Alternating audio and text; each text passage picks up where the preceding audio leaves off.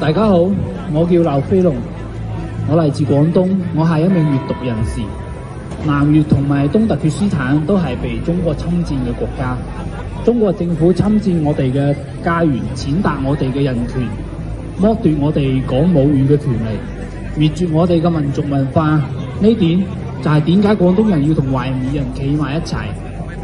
今日係2023年2月5日，26年前，中國屠殺同埋鎮壓伊寧嘅懷疑和平示威者，中國政府對懷疑嘅種族滅絕政策正式拉開序幕。我喺度呼籲中國政府立即關閉喺東突厥斯坦嘅集中營，停止針對懷疑人種族滅絕同埋殘暴嘅中國政權，攔出東突厥斯坦同廣東人屌那媽頂硬上，驅逐中共，光復廣東，光復東突厥斯坦。最後，我想同